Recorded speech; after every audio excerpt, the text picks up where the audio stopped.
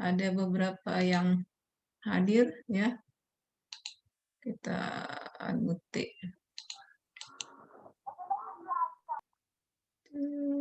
Oke. Masih ada beberapa nih.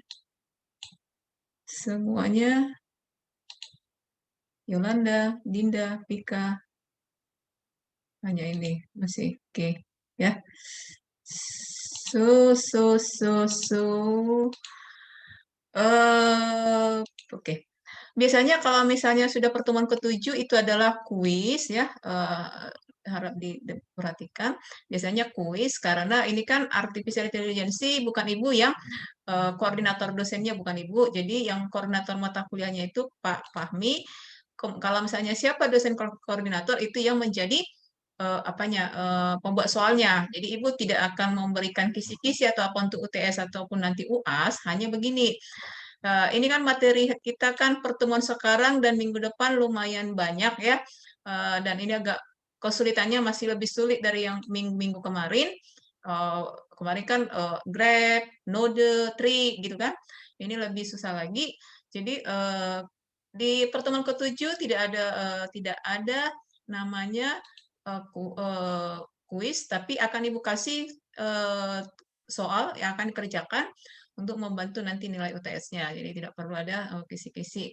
Berikutnya, tetapi minggu depan akan di absensi atau ibu absen presensi langsung disiakat. Jadi nanti jadi siapa yang walaupun hadir dia di Google Classroom, tapi dia tidak disiakat, bangga tidak hadir ya untuk pertemuan 7 besok. Jadi supaya minggu depan harap diperhatikan ya. Oke, selamat sore, memulai. Oke, silakan mengikuti. Ini masih beberapa ya yang hadir. Tolong disampaikan kepada temannya minggu depan itu wajib hadir supaya si akad dianggap hadir harus ada di presensi si akad Zoom-nya. Jadi pas di Zoom nanti ibu langsung apa itu? Ibu langsung memanggilkan nanti satu-satu seperti biasa di ruangan kelasnya. Misalnya nanti ya. Jadi mana ini Zoom, oke siakat. Contoh seperti itu nanti ya untuk minggu depan. Jadi wajib kehadirannya di uh, classroom dan itu pun di Zoom, namun itu pun harus videonya di on kan ya. Jadi nanti untuk ke minggu depannya hanya sekali itu aja ya minggu depan. Oke. Ini adalah pembahasan penalaran. Tadi sudah beberapa. Biasakan kalau misalnya ada disampaikan, tolong komen apa, silakan mengikuti ya. Kecuali memang kamu tidak mempunyai waktu ya supaya karena kalau ini kan pembelajaran itu apabila kamu sering mengulang atau mau tidak mau itu akan terserap atau tertinggal di pikiranmu begitu dia. Jadi kan kenapa belum pembahasan sudah dibuatkan cari. Jadi kamu sudah paham ada sedikit oh ya reasoning. Reasoning itu adalah itu mau kita bahas. Hanya di sini nanti ada fuzzy set, fuzzy keanggotaan, fuzzy inference system, model Mamdani, model Sugano, dan studi kasus. Nah, Ibu tidak tahu apakah ada nanti satu mata kuliah untuk belajar logika fuzzy. Ini semua di fuzzy logic namanya. Biasanya ada ya, dan itu Bu Murni. Jangan nanti ditanya, kamu udah belajar fuzzy logic belum? Belum, jangan ya, karena inilah yang mau kita bahas hari ini dengan minggu depan. Jadi fuzzy logic itu ada nanti mengenai fuzzy set, fuzzy keanggotaan, fuzzy inference system, model Mamdani, model Sugeno. Apakah ini pengambil keputusan juga bisa ya? Jadi nanti bagaimana mengambil keputusan dengan metode fuzzy set. Ini persoalan apa yang akan disesuaikan. Jadi kan beberapa kita sudah mengenal beberapa metode, jadi harus kita lihat permasalahannya apa, supaya kita tahu solusinya pakai metode apa, algoritma apa. Nah, itu dia ya. Oke. Di sini penalaran reasoning, Ibu dari ini aja ya, stop share supaya lebih jelasnya adalah sebentar.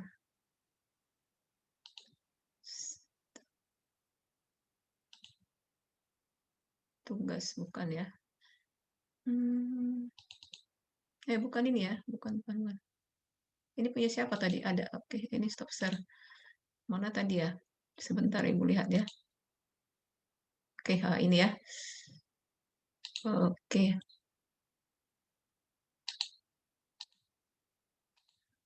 Ada yang mau ditanyakan mengenai ke minggu depannya? Kalau jadwal UTS kan itu kan dari kampusnya ya, tapi kemungkinan setelah pertemuan ke-7, seminggu mungkin ada yang mengulang, kemudian dilanjut dengan langsung UTS-nya. Jadi double nanti liburnya kita ya, menunggu libur Lebaran, kemudian setelah UTS ya, itu dia. Reasoning, reasoning ya, alasan ya, alasan. Oke, ini kita algoritma kemarin sudah agak sulit ya. Ini lebih sulit lagi. Reasoning ya.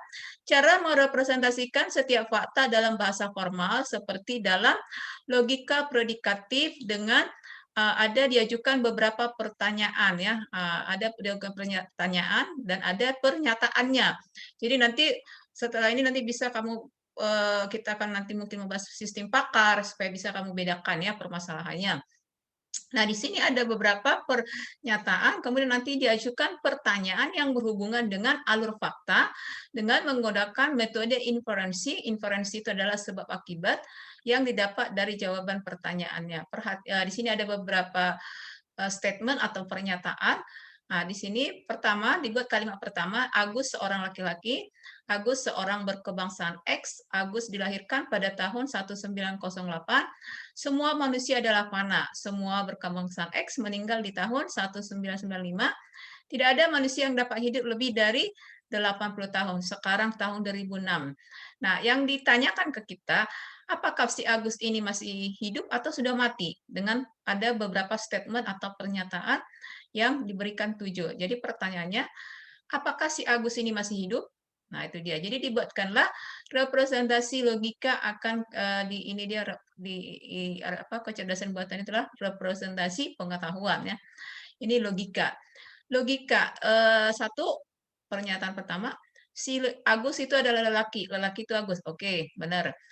Si Agus berkebangsaan dari statement tadi, iya. Statement kedua, lahir di tahun 1908, ada di sini dibuatkan. Kemudian fana X, lelaki X, ini dibuat pernyataannya. Ini ya, semua manusia adalah fana. Si Agus kan lelaki, lelaki manusia. Oke, sama ya. Kemudian mati X, kebangsaan X, umur lebih besar dari 90, ini dibuat ke pernyataan kelima ya. Itu dia. Kemudian berikutnya mati X, kebangsaan X di tahun 95. Tadi ada ya dibuatkannya tahun 95 ada bencana dan membuatkan semua meninggal. Kemudian di tahun 2006. Sekarang ini dibuatkan di tahun 2006. Kemudian pernyataan berikutnya X, XA, lahir, X birth, tahun. Nah, ini dia. Jadi berapa sekarang umurnya si Agus ini. Nah, dari sini ada tadi pernyataan, ada aturan, inferensi, kita buatkanlah referensinya, representasi pengetahuannya, kita mengkaji. Apakah si Agus ini hidup atau mati, ya kan? Jika jawaban yes, maka berarti si Agusnya telah meninggal. Apabila no, mati masih hidup, mati sudah mati ya. Nah, dari ini didapatkan aturan pertama ya. Agus seorang laki-laki ya, semua manusia adalah fana, yang keempat tadi umurnya lebih dari 80 ya di 7 tambah 3. Dengan statement yang 1, 2 dan 5 ini, maka disimpulkan si Agus ini sudah mati ya. Kemudian yang kedua, Agus adalah kebangsaan X. Tadi ya, semua kebangsaan X meninggal tahun 95. Oke, sekarang tahun 2006. Dengan statement 2, 3, 4 ini dapat disimpulkan si Agus telah mati atau telah meninggal. Nah, itu dia contoh penggunaan reasoning, yaitu mempresentasikan setiap fakta dalam bahasa formal. Jadi kalau dulu ingat kamu matematika ya, ada ataupun hubungan sebab akibat ya. Jika A misalnya ada 2 orang bersalaman, berapa kalikah bisa terjadi salam menyalam apabila di ruangan itu ada 18 orang misalnya ya. Jadi ada beberapa sebab akibat, ada beberapa yang direpresentasikan dengan pengetahuan, dengan ada statement, kondisi ataupun pernyataan-pernyataan ya. Berikutnya semantic network, di sini juga direpresentasikan mengekspresikan solusi permasalahan menggunakan network ya. Networknya grab berarah, grab ya. Ini digunakan dengan node simpul mempresentasikan suatu kondisi, ada R, link, mempresentasikan relasi antara simpul. Ada simpul-simpul, ada node dihubungkan dengan graph berarah. Ini yang disebut dengan semantic network. Jadi ada hubungannya ya. Semantic network ini direpresentasikan bila sifatnya lexically, yaitu ada node, link, batasan khusus dari permasalahan, terdiri dari structurally, masing-masing link akan terkoneksi dari simpul yang paling depan head node sampai simpul yang paling belakang tail node-nya, dari kepala ke ekor. Jadi ada link terkoneksi ya. Semantikal ya, semua simpul dan link merepresentasikan permasalahan tetap berada pada batasnya. Ya. Di sini dicontohkan ini yang kalau kamu ingat cerita di awal kita diperkenalkan, ada sebuah petani yang dia bersama serigala, ya, ada petani, ada serigala, kemudian ada angsa padi. Jadi si petani mau menyeberangi sungai, bagaimana sih bawaannya ini serigala, angsa padi bisa diikutkan ke seberang. Nah, itu ya yang di awal kita bahas ya. Ini contohnya menggunakan semantic network, bisa diselesaikan permasalahannya dengan semantic network. Nah, di sini dideskripsikan menggunakan bahasa natural bukanlah yang tepat ini karena maka digunakanlah semantic network untuk merepresentasikannya. Alasannya, untuk membuat graph harus dibangun node simpul untuk setiap kondisi yang memungkinkan bagi si petani. Jadi apa alur-alurnya dibuatkan kondisinya dalam bentuk node yang memperhatikan petani dan tiga bawaannya tadi ya yang akan diseberangkan. Ya, dari sini diambil jumlah simpul secara keseluruhan adalah 2 pangkat 1 petani tambah 3 bawaannya. Jadi 2 pangkat 4, 16, yaitu 10 simpul kondisi yang aman, tidak ada satu barang pun yang termakan. Jadi waktu menyeberang tidak ada yang terhilang atau ya terhilang ya. Langkah kedua merupakan langkah terakhir membentuk link dari masing-masing perjalanan perahu. Jadi setiap jalur dibuatkan linknya, dibuatkan koneksinya. Pasangan dari dua buah node simpul dapat dihubungkan dengan menggunakan link jika hanya bertemu pada dua kondisi. Pertama, petani berubah tempat. Kedua, salah satu dari barang petani berubah tempat. Si petaninya yang berpindah tempat atau si barangnya atau bawaannya yang berubah atau berpindah tempat. Nah, di sini ada 10 buah simpul, ini tadi ya 10 simpul yang aman, maka dalam batas aman ini ada 10 kali 9, berarti ada 90 pasangan, hanya 20 link yang dapat terbentuk dengan batasan ini. Nah, ini digambarkan ya. Oke. Ini digambarkan yaitu grab ya, grabnya si petani tadi yang akan menyeberangkan si serigala, angsa dan ada padinya ya. Jadi ada ini kondisi A, B, C, D, E. Perhatikan alur tanda panahnya. Misalnya ini petani ke sini, si petani diantar dulu serigala padinya, kemudian si petani kembali. Ini lagi diantar lagi kembali, itu dia. Kita lihat pembahasannya. Gambar ini graph permasalahan petani ini adalah node dan link dari graph yang dibentuk untuk permasalahan petani yang 3 barang miliknya. Nah, dari sini diketahui ya dari gambar yang ini, graph ini sebenarnya berbentuk graph ya, cuma dibuatkan di sini petani ini di sini urutannya serigala, padi, petani, angsa. Di sini petani, serigala, padi, ini angsa ya. Kita lihat penjelasannya. Petani dan barang bawaannya berada pada salah satu seberang ya di pertama. Selanjutnya pada simpul B, petani membawa angsa menuju seberang 2. Ya, dibawa dia si angsa, petani membawa angsa. Berikutnya dari C, petani dapat memilih apakah menuju simpul D yang membawa serigala ke seberang 2 atau simpul F yang membawa padi ke seberang 2. Nah, ini dia, F apakah ke F, apakah ke D? Karena di sini ada 2 pilihan, ya kan? Nah, dari sini, pada simpul E dan G, petani membawa angsa ke seberang 1, simpul E dan G, kembali ke simpul 1. Ini simpul satunya.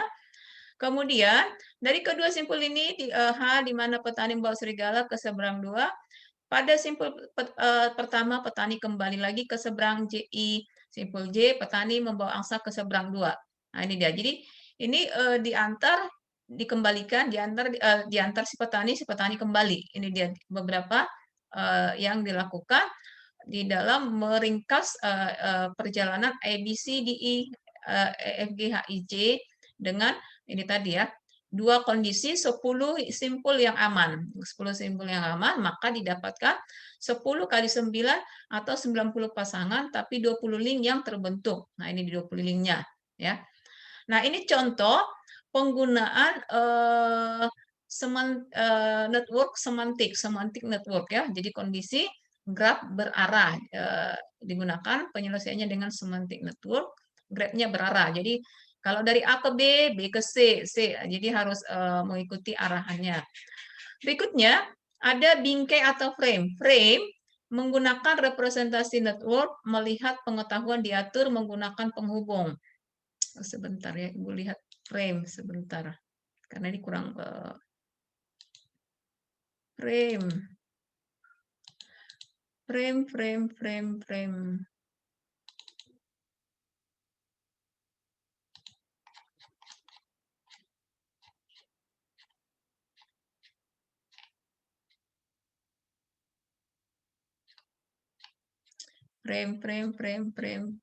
Frame.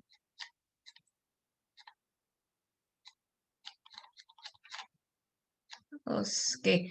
Di sini kita mau melihatkan penerapan frame ya. Ini rule. Oke, ini ya frame. Ini frame. Frame atau bingkai yang tadi itu, yang di sini tadi modul ini adalah yang diperkenalkan atau ditemukan oleh Marvin Minsky tahun 74. Frame memiliki slot yang menggambarkan rincian atribut dan karakteristik objek. Frame ini seperti grab juga atau pohon, ada sub ininya ya, sub turunannya. Frame biasanya digunakan untuk merepresentasikan pengetahuan yang didasarkan pada karakteristik yang sudah dikenal, yang merupakan pengalaman-pengalaman dengan menggunakan frame. Jadi di sini adalah membuatkan frame berdasarkan pengalaman-pengalaman yang memang sudah ada ya. Jadi sudah ada. Contoh di sini bagaimana mengorganisir sebuah frame. Ini adalah gini aja ya. Bingkai adalah struktur data yang mengandung semua informasi pengetahuan yang relevan. Ini diorganisasi dalam bentuk hierarki. Jadi berbentuk hierarki. Contoh di sini frame-nya adalah frame bingkai mobil dan frame mesin. Bingkai merupakan aplikasi dari pemrograman berorientasi objek dalam AI. Pemrograman berorientasi objek yang di dalam sistem pakar atau AI, kecerdasan buatan, yang pengetahuan itu dibingkai dalam dibagi ke beberapa slot. Jadi ada sub-subnya ya. Contoh di sini bingkai mobil. Jadi mobil ini semua adalah bagian-bagian dari mobil. Contoh nama pabriknya Audi, negara asalnya Jerman, modelnya ini. Ini subnya ya. Ini bingkai mesin, lubang silinder, panjang silinder, rasio kompresi, sistem bahan bakar, turbo, daya kuda Turki. Itu dia ya. Kalau di sini dicontohkan ya, digambarkan contoh sebuah frame itu adalah mempelajari suatu representasi pengetahuan untuk pembagian animal ya.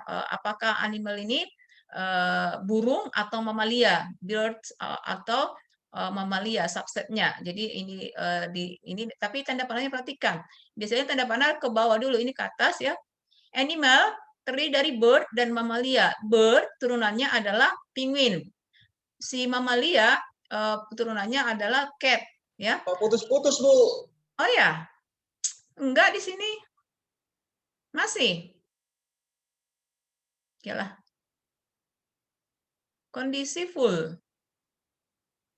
Oke ya.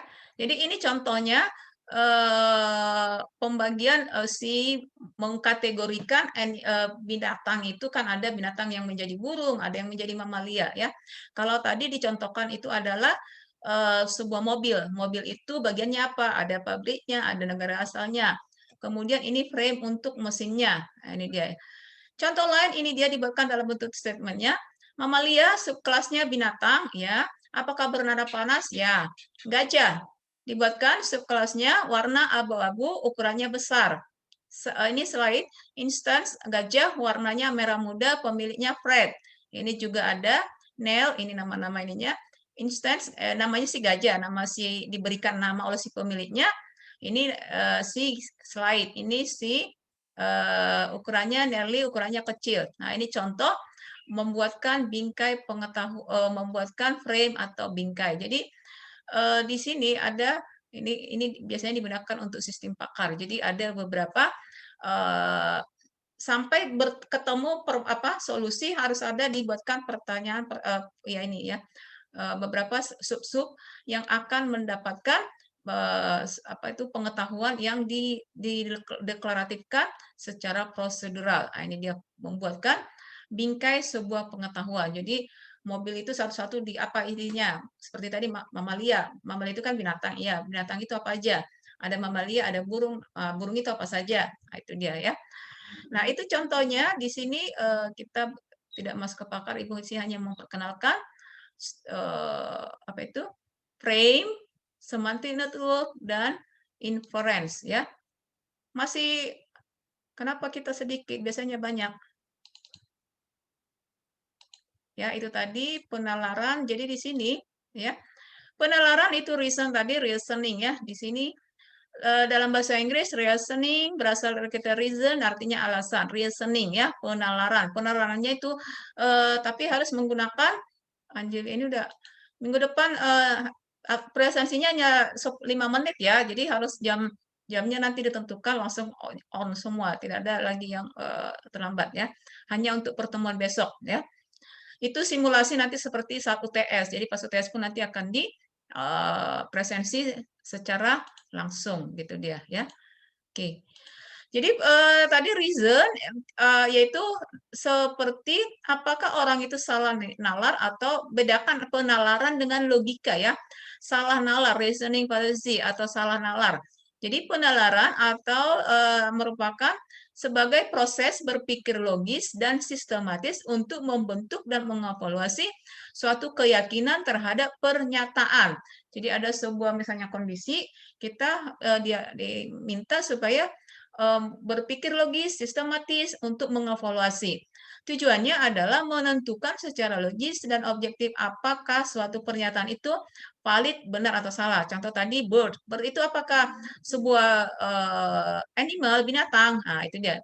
Dengan ada tadi grab tadi ya, ada dibuatkan, dikategorikan dengan statement yes, no, yes, true, false, true, ya seperti itu ya. Sehingga dapat diyakini atau dianut. Nah, itulah kenapa itu perlu reason. Jadi dari beberapa alasan-alasan inilah dapat disimpulkan ya. Nah, di sini reasoning ada 5 jenis logik ya. Jadi apa hubungannya reasoning dengan fuzzy logic? Jadi dari sini kita lihat. Jadi ada 5 jenis logik yang mempresentasikan basis pengetahuan untuk penalaran. Ada 5 ya yang digunakan. Ada propositional logic, ini berdasarkan fakta, benar, salah, tidak diketahui. First order logic, fakta, objek, relasi, benar, salah, tidak diketahui. Temporal logic, fakta, objek, relasi waktu, benar, salah, tidak diketahui.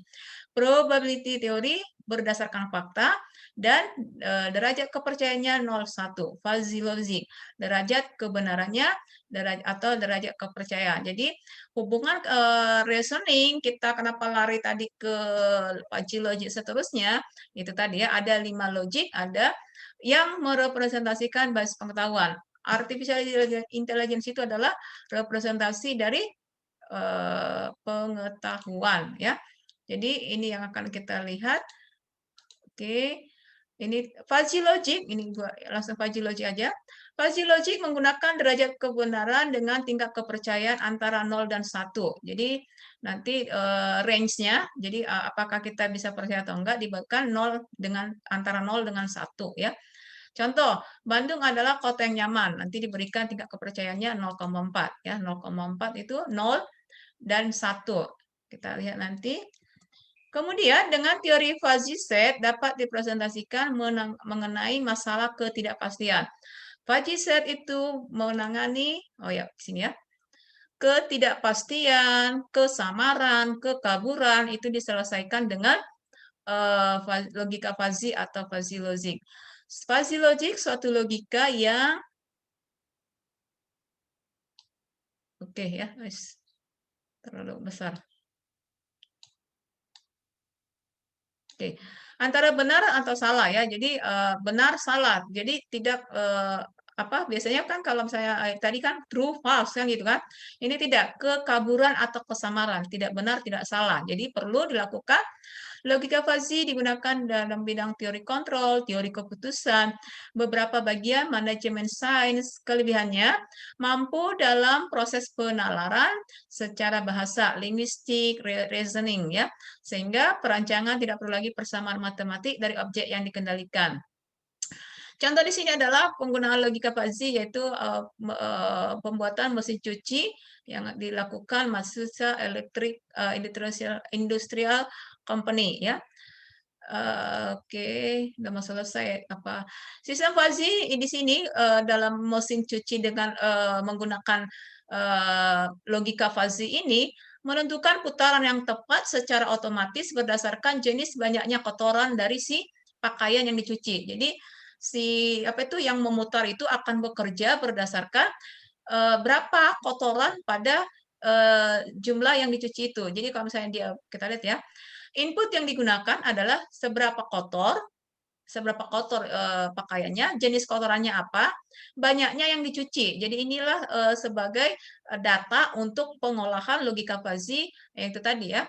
Serta di sini mesin ini menggunakan sensor optik. Sensor optik ini mengeluarkan cahaya ke air, jadi dibuatkan sensor untuk mengukur bagaimana cahaya tersebut sampai ke ujung lainnya. Jadi makin kotor si pakaian ini, maka sinar itu nanti akan semakin redup. Nah, itu dilihatkan ya.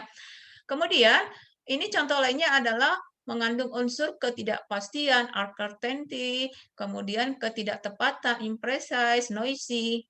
Logika fuzzy menjembatani bahasa mesin yang presisi dengan bahasa manusia yang menekankan makna atau signifikan.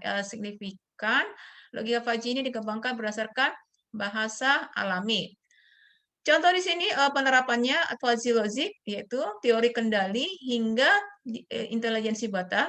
Di dunia kedokteran ada diagnosis penyakit pasien, penelitian kanker.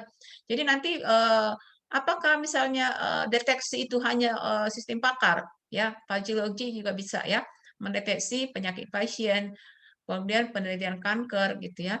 Tata letak pabrik ya, penentuan jumlah produksi. Ini banyak digunakan berapa jumlah produksi yang harus dilakukan si pabrik agar mencapai target. Jadi nanti ada beberapa tipe data, berapa yang diminta pasar, berapa kemampuan si mesinnya, itu dia ya.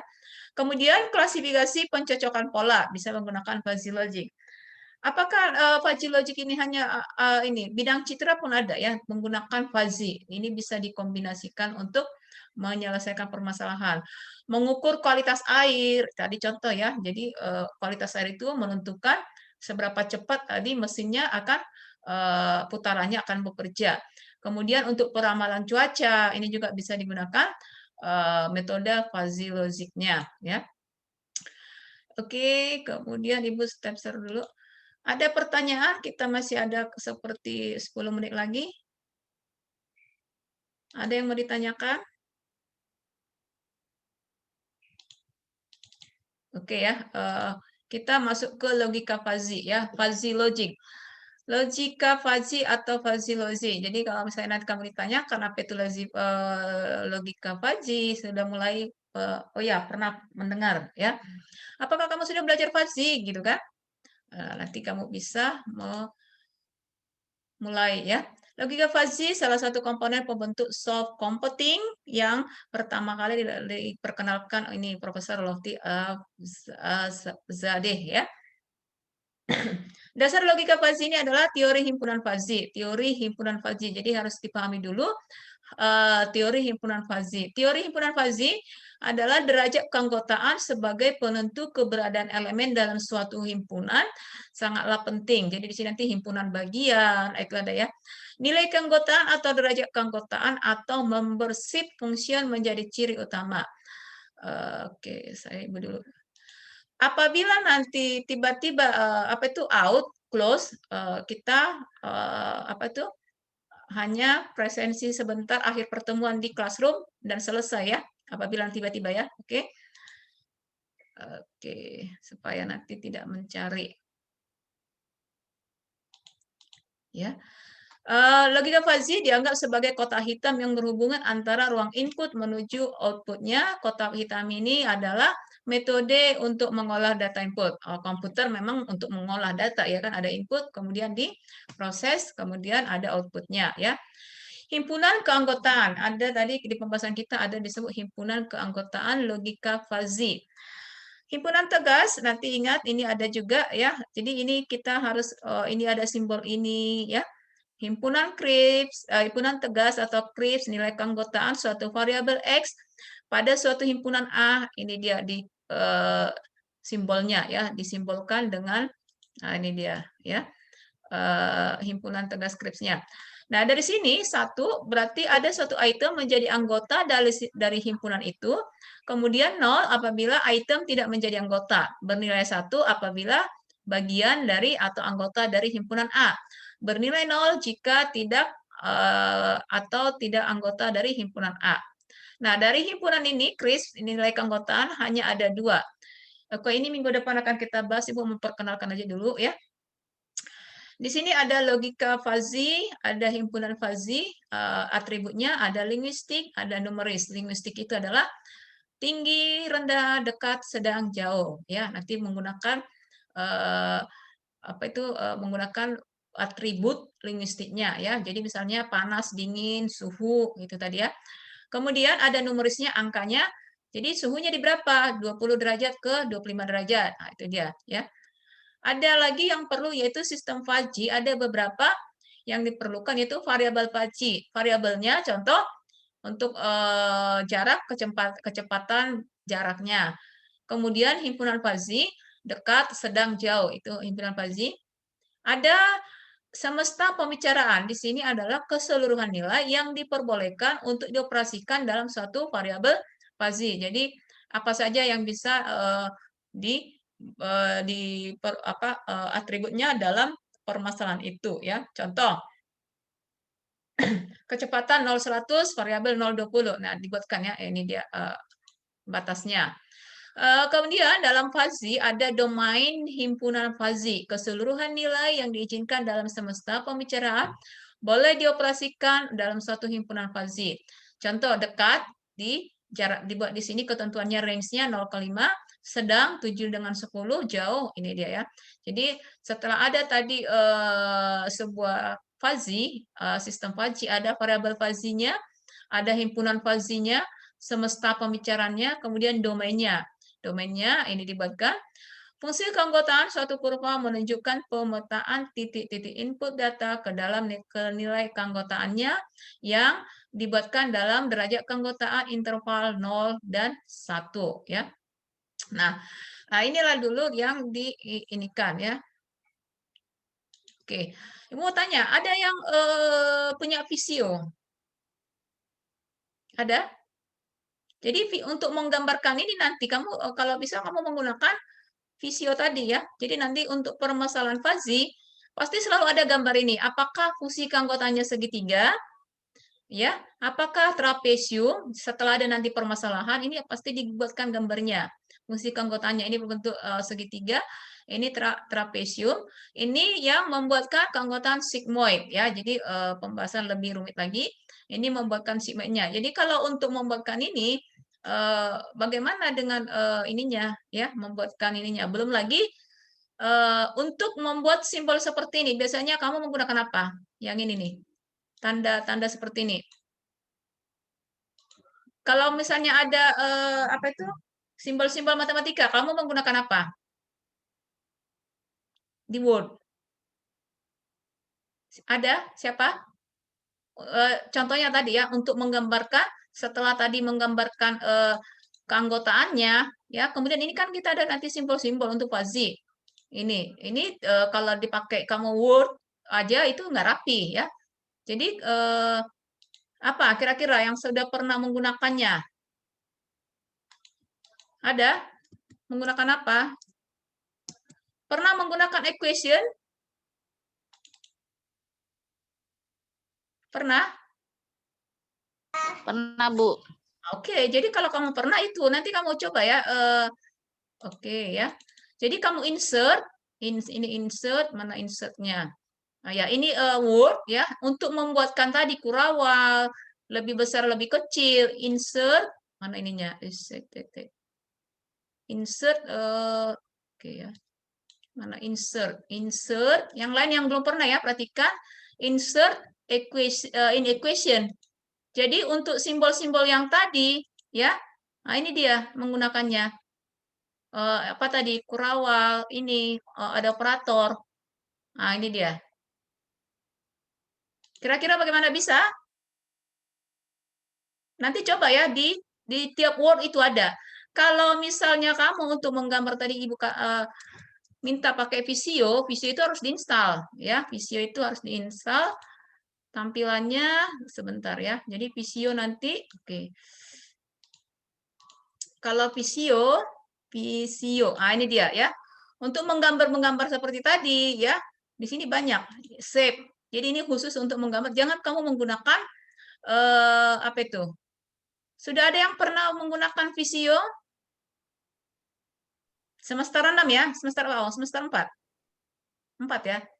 Oke, jadi di sini memperkenalkan tadi satu gunakan Microsoft Equation namanya, Word, insert ada di situ, kemudian nanti mulailah kamu membuatkan matematika seperti ini ya, supaya rapi. Kemudian menggambarkan ini bisa di Word, bisa juga, cuma kurang rapi ya. Jadi nanti ini menggunakan mudah mengeditnya, kemudian kalau kamu mengcopy paste pun mudah. Ini gunakan apa itu? Tadi Visio ya. Jadi itu Ibu sampaikan. Kemudian ini cara kerjanya, ini dia ya, fajifikasi, penalaran. Ini agak-agak rumit memang ya. Ada perhitungannya. Kemudian itu tadi kalau fazi ada simbol-simbolnya, ada gambarnya yang fungsi keanggotaannya. Kemudian masuk ke perhitungannya. Nah, itu dia contohnya ya.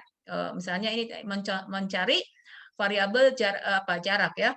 Membantu jarak, kecepatan rata-rata dari suatu mobil bisa digunakan dengan fuzzy logiknya. Jarak kendaraan, jarak tikungan, outputnya seperti apa, lambat, sedang, cepat. Nah, ini dia yang diperlukan untuk fuzzy. Kemudian, apalagi yang perlu disiapkan? Tadi Microsoft Equation, menggambar ini ya. Kemudian ini tadi pasti selalu ada, gunakan Microsoft Equation, ini Visio. Ini dia ya. Ini digambarkan juga, membuatkan variabel-variabelnya. Inilah yang dibahas ya dalam logika fuzzy. Jadi ada tadi ini apa simbol-simbolnya tadi, ini ada semua di Microsoft Equation ya. Nah, membuatkan ini sudah. Oke, ini Ibu capture ya. Ibu capture yang ini tolong nanti buatkan masing-masing. Tapi kalau bisa buatkan masing-masing, kemudian fotokan. Jangan kirim apa ya. Gunakan supaya itu benar-benar kamu ngerjakan gitu ya. Ini nanti Ibu capture ya, dikirim di Classroom aja ya, supaya bisa. Yang ini satu, nah ada dua ya, sama yang ini menggambarkan ini aja. Mencoba kalian menggambarkan seperti ini ya. Nanti Ibu kasih. Itulah untuk minggu depannya supaya bisa hanya di sini yang Ibu minta itu kalian bisa mengetahui simbol-simbolnya ini, kemudian menggambarkan ini ya. Nanti Ibu ini kan bagi di les 1 menit. Nanti Ibu bagi di Classroom ya, tugas di WhatsApp